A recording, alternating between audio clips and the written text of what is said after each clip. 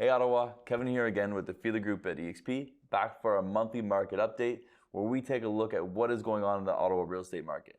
The June numbers are in, so first we're going to take a look at what is going on in the market in June of this year versus June of last year, and then we're going to take a look at what is going on month by month. What are we seeing for sale prices, but the days on market, the average sold to ask ratio, and of course how many units are selling.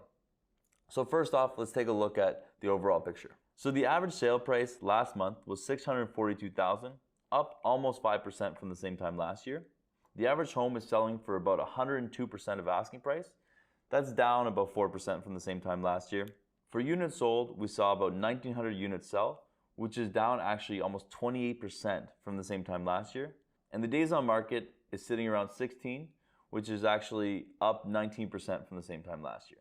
Next, we'll take a look at the average sale price depending on the different style of home. So the average detached home is selling for about $718,000. That's up just over 5% from the same time last year. Semi-detached homes selling around $666,000, up almost 3% from last year. We saw 377 freehold townhomes sell last month. The average price about $580,000, up almost 5% from last year. Condo townhomes were at $450,000, up 3.6% from last year. And condo apartments, we see the average sale price at $433,000, which is actually down 2.5% from last year. These are the stats that most realtors are going to be putting up, showing you what's going on in the market. But it doesn't paint the full picture. We really need to see is what is going on month by month to follow the market trends in order to predict what we're expecting to see in the next couple of months going forward. When taking a look at the market trends, you're actually probably going to be pretty surprised of what we're expecting to see in the future. So make sure you stay tuned to the end of the video to find out.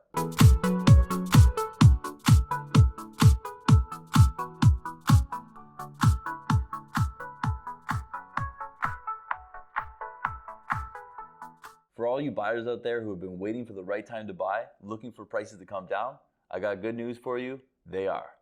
So when we take a look at the average price of a home, starting January 2021 until June of 2022, you'll see why I really don't like comparing the year-over-year numbers, as they don't paint the whole picture. While the average price is up 5% of June last year at $614,000 to June of this year at $642,000, the actual average price is down about $74,000 from the peak in March at $716,000. And we're also seeing it trending downwards. The average sold to ask ratio is going to show you about the same thing. While the average home is selling for 102% of asking price, so over asking price, you can see that it's down 10% from the 112% that they were receiving in February. So the reason I pull out these graphics starting in January of 2021 as opposed to June 2021, when most people will look at the last 12 months, is I want to see how the trends match compared to each other. And when we're looking at these two different graphs, we're going to see a very similar picture. Both the sold to ask ratio and average price peaked in March, and we saw them decline as we reached the summer. The big difference between this year and last year, though, is going to be the units sold. When taking a look at the units sold, you start to see a discrepancy in March of this year. We started selling significantly less homes than the same time last year. April, May, and June all showed the same, and the gap is getting even bigger. The units sold is going to be the most important graphic that we're looking at today because it's going to be our biggest predictor of what we're seeing in the future of the Ottawa real estate market. The next graphic I'm going to show you is going to take a look at the average listings by week as opposed to the average solds by week. And what we're seeing is that even though a lot less homes are selling, we're seeing the same amount of listings coming to market. Taking a look at these two graphics, they're going to show us the properties listed and sold week by week for the last 4 years. 2020 in orange is going to be our biggest outlier because it was a pandemic and it's going to be our off year. But if we take a look at 2019 in blue and 2021 in red, you'll see that the new listings by week is on par with the 2022 in green. But when we take a look at the sold properties by week, you're going to see that the 2022 in green is seeing a lot less sales than what we usually do. So the reason I want to put an emphasis on the amount of homes selling being so important and the amount of homes being listed being a graphic that we need to follow, because I'm also seeing what is going on in the marketplace day to day. These homes are getting offers on them, but the sellers are rejecting these offers because they are significantly lower than what the previous homes have sold for. So when we're talking about what do we expect to see in the marketplace over the next couple of months, I only see the prices continuing to go down because there is going to be some of these sellers who are going to cancel their listing because they aren't getting the price that they want. But there's going to be a lot of these sellers who need to sell. They've already bought a home or they're in a circumstance where they need to sell, and they're going to have to take the best offer that's on the table.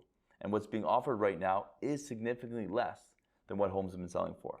Another thing that we have to consider that these graphs aren't going to show us is that the Bank of Canada is expected to continue to raise interest rates.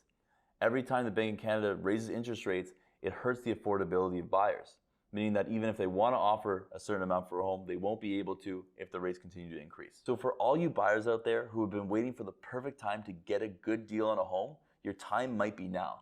But my biggest advice to you is going to be locking your rate before it's too late. Because even if the home prices come down, if you wait for the interest rates to go up, then you still won't be able to afford a home. The best thing you can do as a buyer is to position yourself to be ready if an opportunity presents itself. I think there's going to be a lot of sellers who are going to be kicking themselves, wishing they accepted offers that they've received. Because if they need to sell that day and you're the only offer on the table, that is a great opportunity for you to get an amazing deal. And for any potential sellers out there who are watching this, take a deep breath. You don't need to panic. My advice to you would be, if you don't need to sell, then don't rush to list right now. If you are in a position where you need to sell, you need to actually hire a competent realtor who knows what they're doing. The days of just putting a home on MLS and a sign in the ground and seeing it sell are over. You need to find someone who's knowledgeable on the market and knows what it's going to take to sell your home tomorrow and not yesterday. And like always, guys, I hope you found this helpful. If you have any questions, you can always send me a direct message or put it in the comments.